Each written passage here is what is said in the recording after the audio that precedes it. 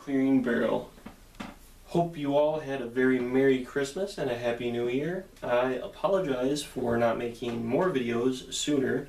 I was getting a little bit caught up spending quality time with my friends and family. I hope you all got the same opportunities. Hope you're all safe and yeah, hope you all had a good holiday. Alright, so moving on from there. Today we are going to be talking about Mr. Leland Yee and why the Democrats don't want you to remember what he did. Let it be known that as I record this, it is January 6th at 05:40 hours as I speak. So, if new information comes out later on, let it be known that I am giving you the information that I have now currently. So, Mr. Leland Yee, why in the world is the Clearing Barrel talking about you? Alright, so I have three sources that I'm going to be reading to you from today. First resource is Snopes.com, so I'm going to read Snopes.com here for you on Leland Yee.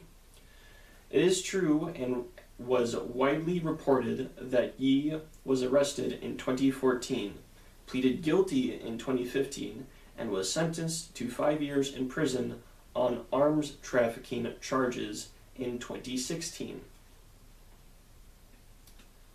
So that's a little bit of what Snopes has written about Mr. Leland Yee.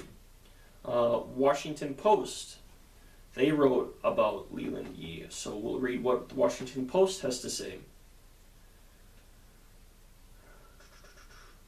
Yee told CBS 2 years before he was arrested, "It is extremely important that individuals in the state of California do not own assault weapons. I mean, that is just so crystal clear. There is no debate, no discussion." And he continues on from there. As a legislator, Yee supported strict gun control laws, and was named to the Brady campaign's gun violence prevention honor roll. And he did pass quite a few laws that were part of gun control. Yeah, so he was actually the former California state senator, and I believe at the time he was running for mayor. Can't remember for what city, but some city he was running for a mayor position in California. Right, and then CNN even had to write a little bit about Mr. Leland Yee. So what does CNN have to say about Mr. Leland Yee? Alright. Okay, so CNN has some resources about like how did Mr. Leland Yee get caught? Prosecutors say Yee ended up sitting across from an undercover federal agent in a coffee shop in early March, brokering what he was told was a $2 million arms deal that would include the purchase of shoulder-fired missiles from Islamic rebels in the Philippines. And this is what Mr. Leland Yee said. This is a quote from CNN. Quote, I think we can make some money? I think we can make some money, Yee told the agent in a conversation recounted in a 137-page arrest affidavit. Do I think we can get the goods? I think we can get the goods. Okay, so those are the facts that I have at this time. So I presented you with the facts, so now I'm going to give you my take on it and my opinions on these facts that we are being provided with. I'll talk a little bit about David Hogg. So David Hogg, if you do not know about him, he was one of the survivors from the Parkland shooting that happened earlier last year now in 2018 in Florida. Terrible tragedy, horrible, the event that took place. A lunatic, I'm not going to say his name because I don't want to give him any illusion that he's famous, because he's not, he's a loser. Crazy lunatic walked into his high school and started killing people, and it was tragic. David Hogg is one of the survivors of that incident, and he is a very big gun control advocate. I do not blame him for taking that stance on this particular topic, especially when he was put in such a stressful situation and a very dangerous situation. He does have the First Amendment, so he can absolutely voice his right. He can actually, he can absolutely utilize his First Amendment right. That is his God-given right, and it's his constitutional given right. So, Godspeed to him and his crusade in that. But one thing that I don't see on his Twitter feed is his outrage towards Mr. Leland Yee.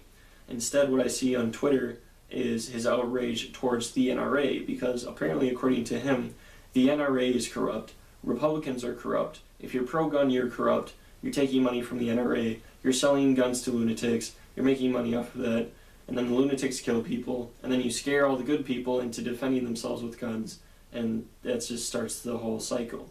So, David Hogg's theory is that everybody is corrupt if you're pro-gun, and you honestly don't care about dead kids. That's David Hogg's stance on it. Or at least that's what I certainly got out of it by watching his interviews and Twitter feed.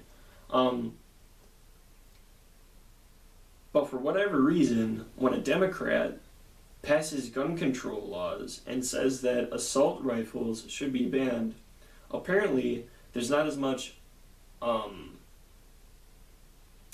the word I'm looking for? There's not as much of an uproar when he is involved in an arms trafficking deal with shoulder-fired missiles.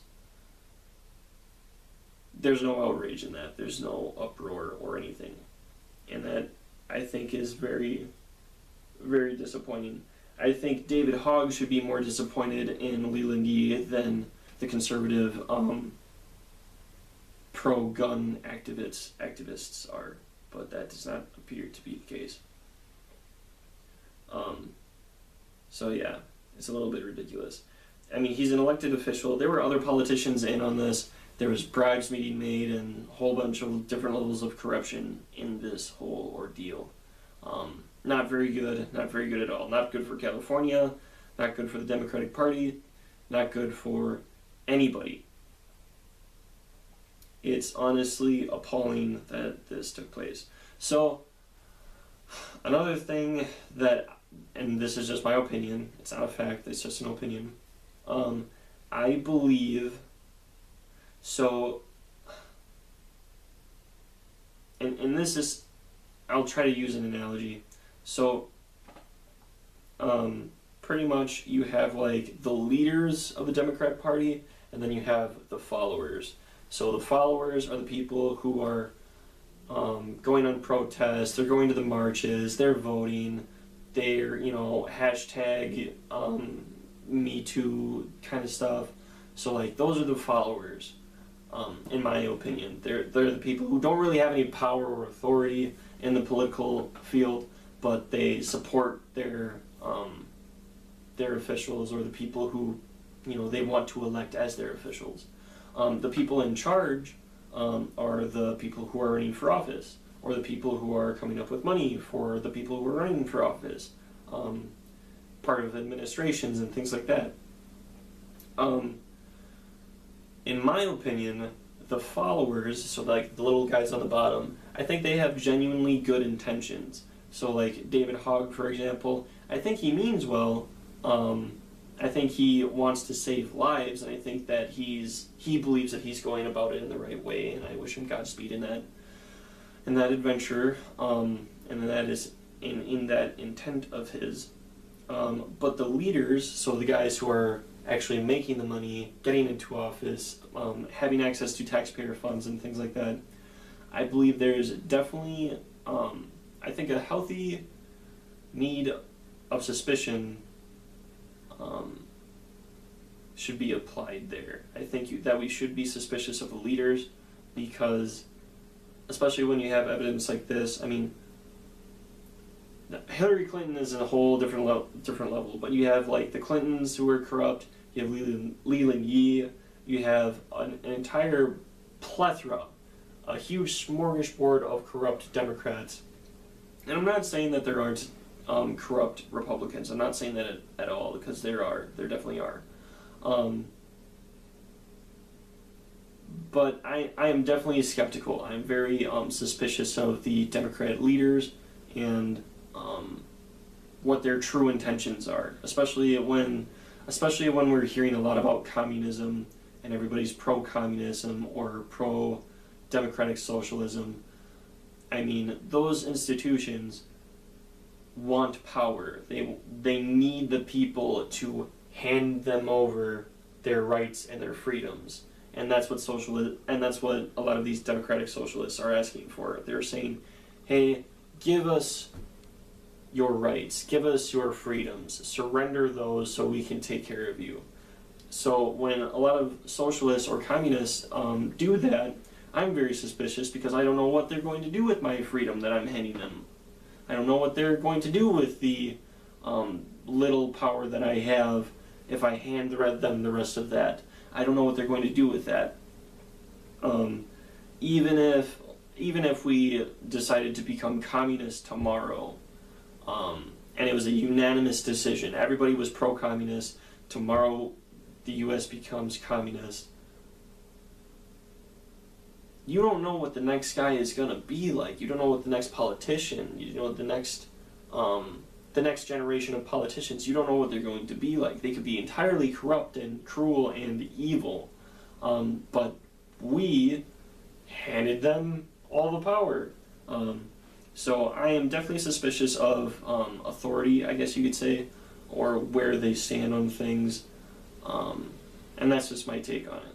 So if you like this video, feel free to like or subscribe, or if you don't like the video, feel free to not do any of those things. Again, hope you all had a Merry Christmas and a Happy New Year. Hope you're all safe and awesome. Today's episode has been brought to you by coffee and the First Amendment. Take her easy.